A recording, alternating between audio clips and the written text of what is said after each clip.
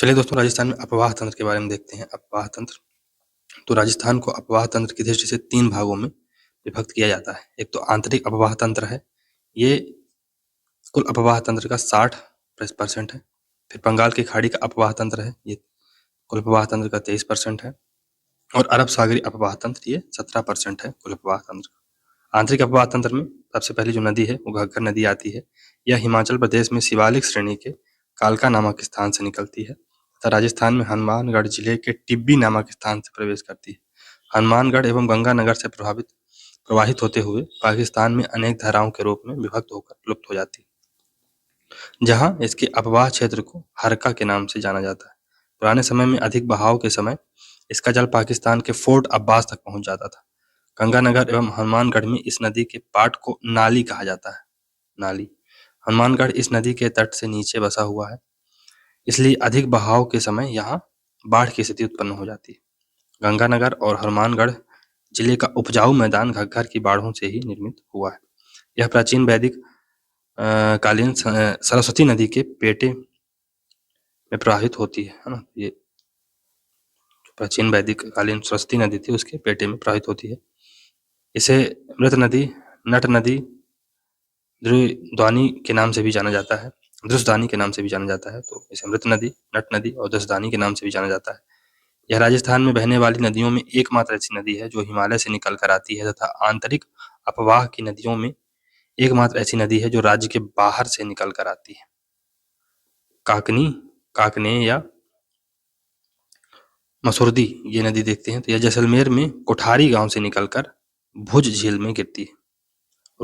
रूपनगढ़ ये क्या है, अजमेर के सलेमाबाद से निकलकर नागौर से होते हुए सांभर झील में गिरती है रूपनगढ़ नदी। मंथा या मेढ़ा नदी, ये जयपुर जिले की मनोहरपुरा की पहाड़ियों से निकलकर सांभर झील में गिरती है। कांतली नदी, तो सीकर जिले में खंडेला की पहाड़ियों से निकलकर नीमका थाना क्षेत्र से होते हुए झुंझुनू जिले में प्रवाहित होती है तथा चुरू की सीमा के निकट जाकर विलुप्त हो जाती है। केवल राजस्थान में बहने वाली आंतरिक अपवाह की नदियों में सबसे लंबी है ये। सानी या साहिबी नदी, तो जयपुर जिले की सेवर की पहाड़ियों से निकलकर हरियाणा के पटौदी गांव में लुप्त हो जाती है। इसकी सहायक नदियां सोता है जो जयपुर व सीकर के सीमावर्ती क्षेत्र से निकलकर आती है। रूपारेला या वराह नदी, तो अलवर की थानागाजी तहसील से निकलकर भरतपुर में प्रवाहित होती है और लुप्त हो जाती है। बंगाल की खाड़ी का अपवाह तंत्र, तो राजस्थान में जल की सर्वाधिक उपलब्धता बंगाल की खाड़ी के अपवाह तंत्र में मिलती है तथा इसमें भी सबसे ज्यादा जल की उपलब्धता चंबल नदी में है। चंबल नदी का उपनाम चर्मणवती है, फिर नित्यवाही या कामधेनु है। चंबल नदी का उद्गम मध्य प्रदेश में विंध्याचल श्रेणी में जानापावा पहाड़ी से होता है। उद्गम के पश्चात मध्य प्रदेश से प्रवाहित होते हुए राजस्थान में चित्तौड़गढ़ जिले के चौरासीगढ़ नामक स्थान पर प्रवेश करती है तथा इसके बाद चित्तौड़गढ़, कोटा, बूंदी जिले में प्रवाहित होते हुए सवाई माधोपुर, करौली, धौलपुर जिले की सीमा से होते हुए उत्तर प्रदेश में पहुंचती है एवं इटावा के निकट मुरादगंज में यमुना से मिल जाती है। इसकी लंबाई 965 किलोमीटर है, जिसमें राजस्थान में यह 135 किलोमीटर लंबाई में चित्तौड़गढ़, कोटा, बूंदी जिलों में प्रवाहित होती है एवं 241 किलोमीटर की लंबाई में सवाई माधोपुर, करौली, धौलपुर की सीमा से होते हुए राजस्थान व मध्य प्रदेश के बीच अंतर राज्यीय सीमा बनाती है। चित्तौड़गढ़ में भैंसरोड गढ़ के निकट इस पर चूलिया जलप्रपात स्थित है जो राजस्थान का सबसे ऊंचा जलप्रपात है। चित्तौड़गढ़ से कोटा के बीच यह एक खाई गॉर्ज में प्रवाहित होती है। इसी पर चंबल परियोजना के अंतर्गत निम्न बांध बने हुए हैं। कौन कौन से? गांधी सागर बांध, ये मंदसौर मध्य प्रदेश में बना हुआ है। मंदसौर मध्य प्रदेश में। राणा प्रताप सागर बांध, ये चित्तौड़गढ़ में है। सर्वाधिक भराव क्षमता वाला बांध है ये, चित्तौड़गढ़ में है ये राणा प्रताप सागर बांध। जवाहर सागर, ये कोटा में है और कोटा बैराज तो कोटा में ही होगा। इसे चंबल घड़ियाल अभ्यारण्य के रूप में संरक्षित किया गया है। इस नदी पर कोटा में लटकता पुल, हैंगिंग ब्रिज बनाया गया है। चंबल की सहायक नदियां दाएं किनारे की हैं कूनू या कूनू, पार्वती, काली सिंध, आहू, परबन, छापी, चौली, काली खाड़ या काली कोह, निमाज या नेवज और उजाड़। तो कूनो या कुनू मध्य प्रदेश के गुना से निकलकर बारां जिले के मुसेरी में प्रवेश करती है। इसके बाद पुनः एमपी में प्रवाहित होती है। करौली जिले की सीमा पर चंबल से मिल जाती है।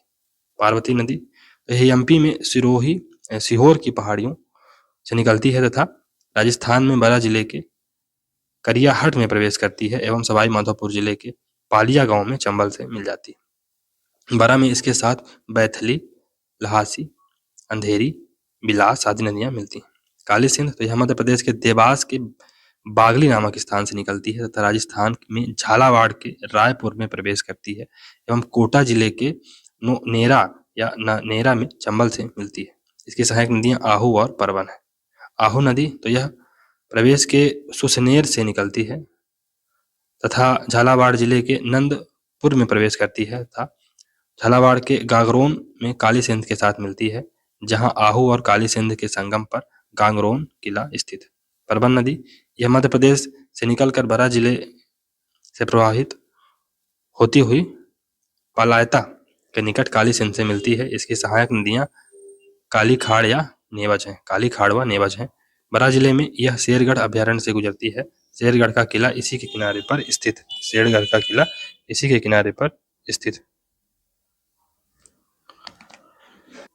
नेक्स्ट है बंगाल की खाड़ी का अपवाह तंत्र। तो चंबल के बाएं किनारे पर मिलने वाली नदियां तो यह है बामनी, कुराल, मेज, मागली, घोड़ा पछाड़, फिर चाकड़ और बनास। तो बामनी के बारे में देखते हैं। यह चित्तौड़गढ़ जिले में हरिपुरा की पहाड़ियों से निकलकर भैंसरोडगढ़ में चंबल के साथ मिलती है, जहां चंबल व बामनी के संगम पर भैंसरोडगढ़ का किला स्थित है।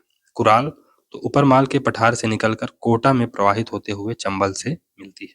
मेज तो यह भीलवाड़ा से निकलकर बूंदी में प्रवाहित होते हुए चंबल के साथ मिलती है। इसकी सहायक नदी मागली है जो बूंदी में प्रवाहित होती है। मागली नदी पर बूंदी में भीमलथ जलप्रपात स्थित है तथा मागली की सहायक नदियां कौन सी हैं? घोड़ा पछाड़ नदी है। चाकड़ नदी तो यह बूंदी में प्रवाहित होती हुई सवाई माधोपुर की सीमा पर पहुंचकर चंबल के साथ मिलती है। बूंदी जिले के नैनवा में इस पर चाकड़ बांध बना हुआ है। चाकड़ बांध बना हुआ है। बनास नदी तंत्र तो यह राजसमंद जिले में खमनौर की पहाड़ियों या बैरों का मठ से निकलती है तथा इसके बाद राजसमंद, उदयपुर, भीलवाड़ा, अजमेर, टोंक, सवाई माधोपुर आदि से होते हुए सवाई माधोपुर जिले के रामेश्वर नामक स्थान पर चंबल से मिल जाती है। यहीं पर मध्य प्रदेश की ओर से चंबल के साथ सीप नदी भी मिलती है, जिसके कारण यहाँ चंबल, बनास और सीप का त्रिवेणी संगम होता है। इसे वन की आशा, वरनासा, वशिष्ठी नदी के नाम से भी जाना जाता है। इसकी कुल लंबाई 480 किलोमीटर है तथा राजस्थान में बहाव की दृष्टि से यह राज्य की सबसे लंबी नदी है। राजस्थान में इसका जल ग्रहण क्षेत्र सबसे बड़ा है जो 4600 वर्ग किलोमीटर से भी अधिक क्षेत्र पर फैला हुआ है। इस नदी पर टोंक जिले टोडा रायसिंह के निकट बिसलपुर बांध और सवाई माधोपुर के निकट या सवाई माधोपुर में इसरदा बांध बना हुआ है। बिसलपुर से टोंक जिले में सिंचाई तथा टोंक और जयपुर व अजमेर में पेयजल की आपूर्ति होती है। बनास के अपवाह क्षेत्र में भूरी मृदा पाई जाती है। फिर बनास की सहायक नदियां दाएं किनारे पर जो मिलती हैं तो बेड़च है। यह उदयपुर जिले में गोगुंदा की पहाड़ियों से निकलती है तथा चित्तौड़गढ़ से होते हुए भीलवाड़ा के बिगोद में बनास के साथ मिल जाती है। अपने उद्गम से उदय सागर झील तक इसे आयड़ या आहड़ तथा इस झील से निकलने के पश्चात इसे बेड़च के नाम से जाना जाता है। इस पर चित्तौड़गढ़ जिले के अप्पा वास के निकट खोसुंडा बांध बना हुआ है। बेड़च की सहायक नदियां हैं गंभीरी है, गुजरी है, उराई है और बागन है। मेनाल यह भीलवाड़ा जिले के मेनाल से निकलकर बिगोद में बनास के साथ मिलती है, अतः बिगोद में बनास, बेड़च व मेनाल का त्रिवेणी संगम होता है। इस नदी में भीलवाड़ा में मेनाल जलप्रपात स्थित है। फिर अपवाह तंत्र बनास नदी की जो बाएं किनारे की सहायक नदियां हैं उनको देखते हैं। तो पहली है कोठारी, यह राजसमंद जिले में दिवेर की पहाड़ियों से निकलती है तथा भीलवाड़ा जिले के नंदराय में बनास के साथ मिल जाती है। भीलवाड़ा जिले में इस पर मेजा बांध बना हुआ है। खारी नदी तो ये राजसमंद जिले में बिजराल गांव की पहाड़ियों से निकलती है तथा टोंक जिले में देवली के निकट राजमहल में बनास के साथ मिलती है। यह अजमेर व भीलवाड़ा के बीच सीमा भी बनाती है। इसकी सहायक नदी मानसी है। डाई नदी तो यह अजमेर के दक्षिणी भागों से निकलकर टोंक जिले में राजमहल के निकट बनास के साथ मिलती है, जहां बनास, खारी, डाई का त्रिवेणी संगम होता है। काशी नदी तो यह अजमेर जिले के किशनगढ़ से निकलकर टोंक जिले में बनास के साथ मिलती है। इसकी सहायक नदियां सहोदरा और बांडी। धुंध, ढूंढ या मोरेल नदी तो यह जयपुर के दक्षिणी भागों से निकलकर आती है तथा संयुक्त होकर सवाई माधोपुर जिले में बनास के साथ मिलती है। मोरेल नदी पर सवाई माधोपुर व दौसा की सीमा पर मोरेल बांध बना हुआ है। मोरेल के साथ करौली की ओर से काली सिंध नदी मिलती है। काली सिंध की सीमा पर ही करौली में कैला देवी मंदिर स्थित है। बाणगंगा तो यह जयपुर जिले में बैराठ की पहाड़ियों से निकलती है तथा इसके बाद दौसा, अलवर, भरतपुर आदि जिलों से होती हुई उत्तर प्रदेश में यमुना नदी में मिल जाती है, परंतु वर्तमान में इसका आगे का अपवाह क्षेत्र क्षतिग्रस्त हो गया है, इसलिए इसे रुंडित नदी भी कहा जाता है। इसे अर्जुन की गंगा या ताला नदी भी कहा जाता है। बाणगंगा को जयपुर जिले में इस पर रामगढ़ बांध बना हुआ है। गंभीरी नदी तो यह करौली से निकलकर धौलपुर से होते हुए उत्तर प्रदेश में यमुना नदी से मिल जाती है। इसकी सहायक नदियां पार्वती है जो धौलपुर में इसके साथ मिलती है। इसके अपवाह क्षेत्र में करौली में 5 सहायक नदियों पर मिट्टी का बना सबसे बड़ा बांध पांचना स्थित है। ये 5 नदियां निम्न है। कौन सी? भद्रावती है, बरखेड़ा है, भैंसा बट है और अटा है और माची है। 5 नदियां पाचन ये बना हुआ। फिर अरब सागरी जल प्रवाह अपवाह तंत्र, तो इसमें सबसे पहले है माही नदी। तो इसका उद्गम मध्य प्रदेश की विंध्याचल श्रेणी में मेहंद झील के निकट आमरोरू नामक स्थान पर होता है। यहाँ से यह मध्य प्रदेश, राजस्थान, गुजरात में उल्टे यू अक्षर के आकार में प्रवाहित होती हुई खंभात की खाड़ी में गिर जाती है। यह नदी कर्क रेखा को 2 बार काटती है। इसकी कुल लंबाई 576 किलोमीटर है। इसमें से राजस्थान में 171 किलोमीटर की लंबाई में यह प्रवाहित होती है। राजस्थान में यह बांसवाड़ा जिले के खादू गांव से प्रवेश करती है तथा बांसवाड़ा व डूंगरपुर में प्रवाहित होते हुए दोनों के बीच की सीमा बनाती है। इसमें बांसवाड़ा के बोरखेड़ा में माही बजाज सागर तथा बांसवाड़ा के निकट कागदी पिकअप बांध व गुजरात में कड़ाना बांध बना हुआ है। इसे बागड़ की गंगा या कांठल की गंगा भी कहा जाता है। इसके अपवाह क्षेत्र में प्रतापगढ़ से बांसवाड़ा के बीच का भाग छप्पन के मैदान के नाम से जाना जाता है। डूंगरपुर में इसके किनारे पर बेणेश्वर व गलियाकोट नामक तीर्थ स्थल स्थित है। बेणेश्वर में माही, सोम व जाखम का त्रिवेणी संगम होता है, जहाँ बेणेश्वर एक टापू के रूप में है। यहाँ प्रतिवर्ष माघ पूर्णिमा को मेले का आयोजन होता है, जिसे आदिवासियों का कुंभ का मेला कहते हैं। माही की सहायक नदियों में सोम है, जाखम है, इरू है, अनास है, हरण है, मोरेन है, चाप है आदि। सोम नदी यह उदयपुर जिले की बीछामेड़ा की पहाड़ियों से निकलकर डूंगरपुर के बेणेश्वर में माही के साथ मिलती है। इस पर डूंगरपुर में सोम कमला अम्बा परियोजना स्थित है। इसकी सहायक नदियां जाखम है, गोमती है और सारनी है। जाखम नदी तो यह प्रतापगढ़ जिले में छोटी सादड़ी से निकलकर डूंगरपुर जिले के बेणेश्वर में सोम नदी के साथ मिलती है। इस पर प्रतापगढ़ जिले में जाखम बांध बना हुआ है, जो राजस्थान का सबसे ऊंचा बांध है। अब और देखते हैं इसमें साबरमती नदी के बारे में देखते हैं। तो यह उदयपुर जिले के दक्षिणी भाग से कई छोटी छोटी शाखाओं के रूप में निकलती है, जो गुजरात में संयुक्त होकर साबरमती के नाम से जानी जाती है तथा गुजरात में प्रवाहित होते हुए खंभात की खाड़ी में गिरती है। अहमदाबाद इसी नदी के किनारे बसा हुआ है। साबरमती का निर्माण करने वाली प्रमुख शाखा निम्न है: हथमती, मेसवा, माजम, बैतरख, सेई, मानसी और बाकल। मानसी और बाकल को एक सुरंग के माध्यम से आपस में जोड़ा गया। फिर पश्चिमी बनास तो यह सिरोही जिले के नया सानवारा से निकलकर गुजरात से होते हुए कच्छ की खाड़ी में गिरती है। गुजरात में ढीसा शहर इसके किनारे पर स्थित है। सिरोही जिले के स्वरूपगंज में इस पर बनास बांध बना हुआ है। इसकी सहायक नदी सूकली है, जिसे सीपू भी कहते हैं। फिर लूणी या लवणवती या साकरी नदी इसे कहते हैं, तो इसे लवणवती या साकरी भी कहा जाता है तथा कालिदास ने इसे अंतः सलीला कहा है। इसका उद्गम अजमेर जिले में 2 शाखाओं के रूप में होता है। इसमें एक शाखा साबरमती अजमेर की नाग पहाड़ से निकलती है तथा दूसरी शाखा सरस्वती पुष्कर की पहाड़ियों से निकलती है। ये दोनों शाखाएं जब गोविंदगढ़ में आपस में मिलती हैं, तब इसे लूणी नदी के नाम से जाना जाता है। अजमेर के पश्चात यह नागौर, पाली, जोधपुर, बाड़मेर, जालौर आदि जिलों से प्रवाहित होती हुई गुजरात से होते हुए कच्छ के रण में कई शाखाओं में विभक्त होकर लुप्त हो जाती है। यह 350 किलोमीटर की लंबाई में प्रवाहित होती है। इसका जल ग्रहण क्षेत्र राज्य के कुल क्षेत्र का 10.4% है, जो बनास के बाद दूसरा बड़ा जल ग्रहण क्षेत्र है। जोधपुर में इस नदी पर जसवंत सागर या पिछयाक बांध बना हुआ है।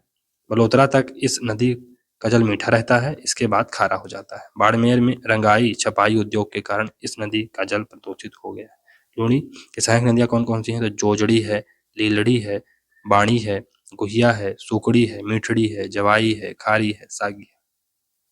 चलिए प्रमुख सहायक नदियों के बारे में देख लेते हैं, जोजड़ी के बारे में देखते हैं। तो यह नागौर जिले में पुंदलू गांव की पहाड़ियों से निकलती है एवं जोधपुर में लूनी के साथ मिलती है। यह लूनी की एकमात्र ऐसी सहायक नदी है जिसका उद्गम अरावली से नहीं होता तथा लूनी के दाएं किनारे पर मिलती है। लीलड़ी, यह अजमेर जिले के दक्षिणी भाग से जवाजा के निकट से निकलती है तथा पाली में लूनी नदी से मिलती है। बाड़ी, यह पाली जिले में हिमावास के निकट से निकलकर पाली व जोधपुर की सीमा पर लाखर गांव में लूनी से मिलती है। हिमावास में इस पर एक बांध बना हुआ है। इसकी प्रमुख सहायक नदी गुहिया है। सुकड़ी, तो यह पाली जिले से निकलकर जालौर से होते हुए बाड़मेर के समदड़ी में लूनी से मिलती है। जालौर में इस पर बांकली बांध बना हुआ है। इसकी सहायक नदी मीठड़ी है। जवाई, तो यह पाली जिले में बाली तहसील के गौरैया गांव से निकलती है तथा पाली व जालौर में प्रवाहित होते हुए बालोतरा के निकट लूनी से मिलती है। पाली के सुमेरपुर में इस पर जवाई बांध बना हुआ है जिसे मारवाड़ का अमृत सरोवर कहा जाता है। इस बांध में उदयपुर की सेई परियोजना से भी पानी पहुंचाया जाता है। इसकी सहायक नदी खारी है। खारी नदी, तो यह सिरोही जिले में शेर गांव की पहाड़ियों से निकलकर जालौर के साहिला में जवाई के साथ मिलती है। सागी नदी, तो यह जालौर के जसवंतपुरा से निकलकर बाड़मेर के गांधाव में लूनी के साथ मिलती है। चलिए अब राजस्थान का बात हम थोड़ा और पढ़ते हैं। राजस्थान का जो जल विभाजक रेखा है उसके बारे में जानते हैं। तो यह राजस्थान के अपवाह तंत्र को बंगाल की खाड़ी व अरब सागर में विभक्त करती है। यह जल विभाजक उत्तर पूर्व में जयपुर से होकर अरावली के सहारे तक पहुंचती है। यहाँ से दक्षिण की ओर मुड़कर राजसमंद व पाली की सीमा से होते हुए उदयपुर तक पहुंचती है। उदयपुर को यह पूर्व की ओर मुड़कर चित्तौड़गढ़ प्रतापगढ़ से होते हुए मध्य प्रदेश में पहुंचकर पुनः दक्षिण की ओर मुड़ते हुए चंबल व माही नदियों के बीच से होते हुए विंध्याचल श्रेणी तक जाती है। अब राजस्थान की प्रमुख जो झीलें हैं उनको देखते हैं। पहली है सांभर झील, यह जयपुर, नागौर, अजमेर जिलों में सीमा बनाती है। यह लगभग 32 किलोमीटर लंबी है एवं 3 से 12 किलोमीटर तक इसकी चौड़ाई है। यह 27 में से 29 अक्षांशों और 27 डिग्री से 29 अक्षांशों तथा 74 से 75 पूर्वी देशांतरों के बीच फैली हुई है। ये डिग्री है ना।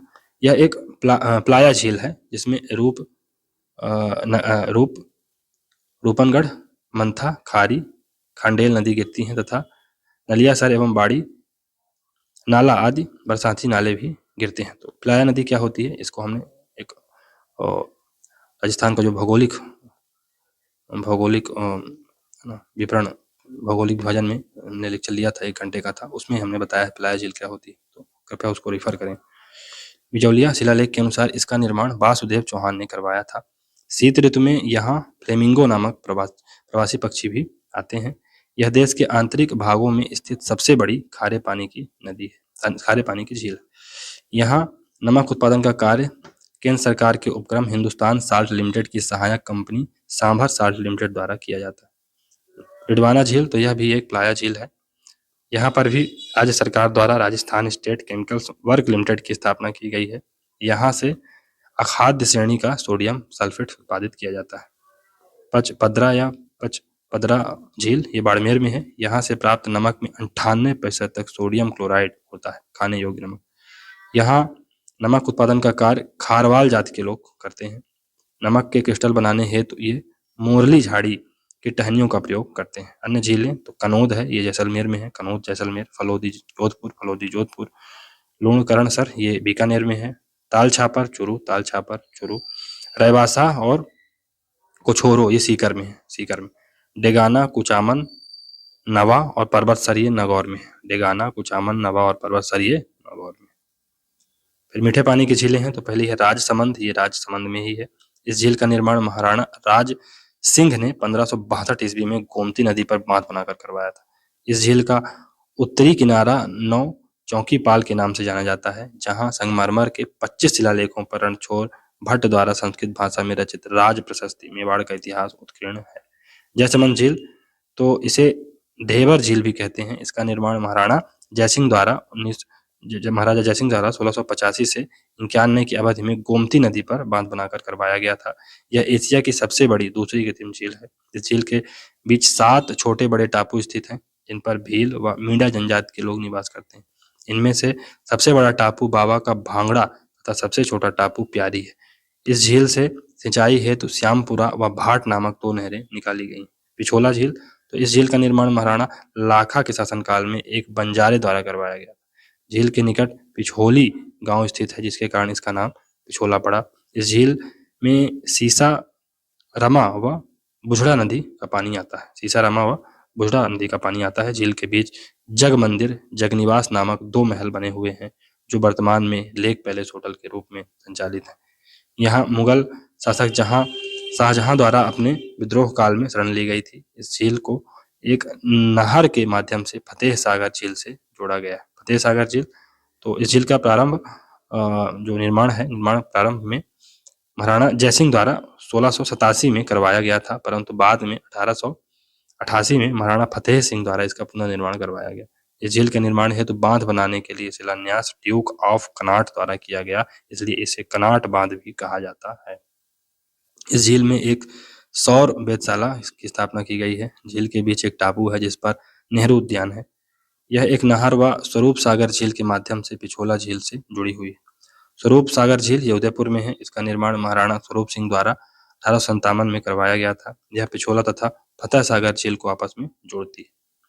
उदय सागर झील ये उदयपुर में है। इसका निर्माण महाराणा उदय सिंह ने 1559 में करवाया था। इस झील में आयड़ नदी गिरती है तथा इस झील के बाहर निकलने के पश्चात इसे बेड़च के नाम से जाना जाता है। नक्के झील, तो ये सिरोही में है। यह एक प्राकृतिक झील है। इसके बारे में ऐसा माना जाता है कि इसका निर्माण देवताओं द्वारा अपने नाखूनों को खोदकर किया गया था। राजस्थान में सर्वाधिक ऊंचाई पर स्थित झील है। इसकी ऊपरी सतह शीत ऋतु में जम जाती है। इस झील के किनारे चट्टानों की कुछ विशेष आकृतियां देखने को मिलती हैं, जैसे टाड रॉक और नन रॉक। आना सागर, इस झील का निर्माण पृथ्वीराज चौहान के पितामह अर्णोराज चौहान या आना जी द्वारा 1137 में करवाया गया था। ऐसा माना जाता है कि अर्णोराज चौहान ने अपने सभी शत्रुओं का नाश करने के पश्चात उस भूमि को पवित्र करने के लिए इस झील का निर्माण करवाया था। इस झील में बांडी नदी का जल आता है। इस झील के किनारे पर शाहजहां द्वारा संगमरमर की 12 दरी बनवाई गई थी तथा जहांगीर द्वारा इसके किनारे पर दौलत बाग बनवाया गया था। इसे वर्तमान में सुभाष उद्यान के नाम से जाना जाता है। फिर फाय सागर, ये अजमेर में है।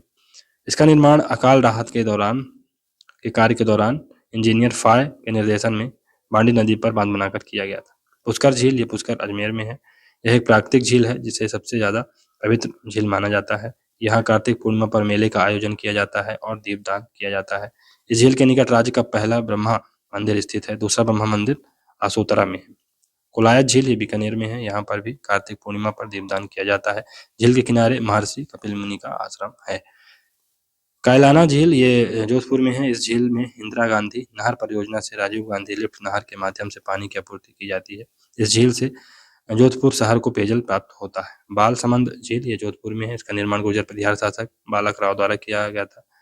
गढ़ीसर, ये जैसलमेर में है। इसका निर्माण प्रारंभ में जैसल सिंह द्वारा करवाया गया था। बाद में गढ़ी सिंह द्वारा इसका पुनर्निर्माण करवाया गया।